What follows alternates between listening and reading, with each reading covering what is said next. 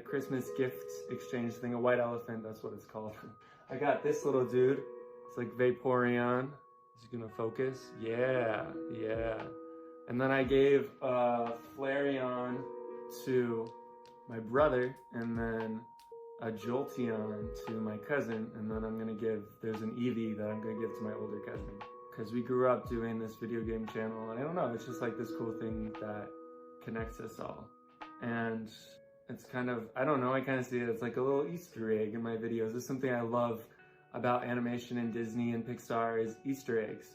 And you may ask the question, like, why do people do Easter eggs? Is it because of this crazy overarching like Pixar theory where everything is connected and it's like the MCU of Pixar and Disney? And I'm not super on that boat, but it's an interesting theory.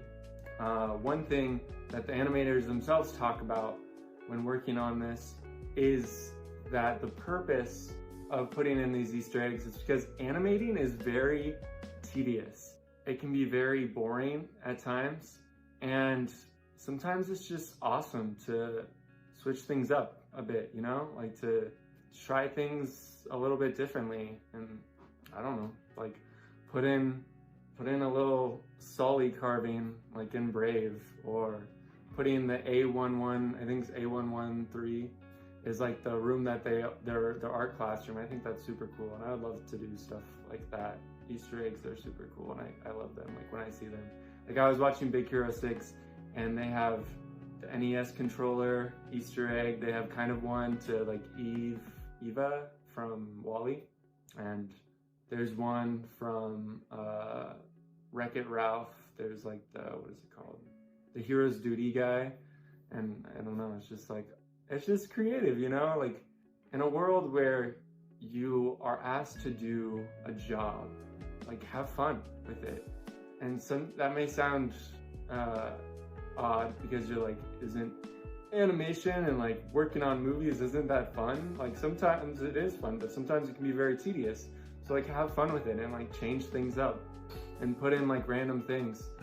There's one person, Mike Katsu, who, well, that's his name like on Twitter and stuff. He worked on The Owl House as a storyboard artist. And one of the things that he did when working on that, it's not gonna work. And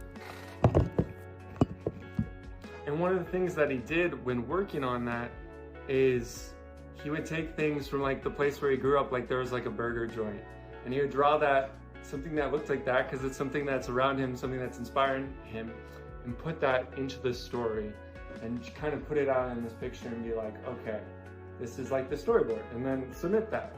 And he didn't know if it was gonna make it to the final thing, but it did. And it's cool. It can be like, that's something that I contributed to this story. Or sometimes when you draw something into like a storyboard or something, you don't think that you can have much influence on what happens next, but it can make a huge difference on the overall story. And they could see something in your storyboard and be like, dang, that is something that we need to elaborate on in this story. And that's something that I found when doing this Google form, is seeing all these ideas that people have.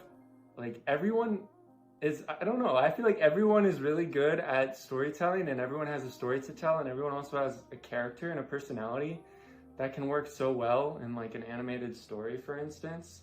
And I don't know, it's just really cool to see that. I'm really excited to continue to receive those. If you want to send one in, I'll have a link to that form in the podcast notes and on the YouTube video on my YouTube channel, and have fun with it. I added a section for backstory so that you can just add the longest backstory ever. I hope there's no limit to the things that you can type.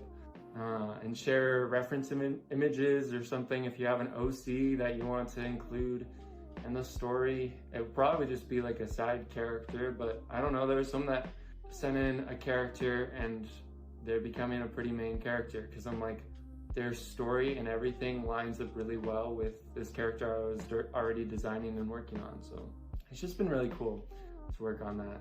So yeah, anyhow, that's all that I have for today. And thank you so much again for joining the Rupees Over Ramen podcast, the show where we talk about animation, creativity, the creative process, and tons of other nerdy stuff.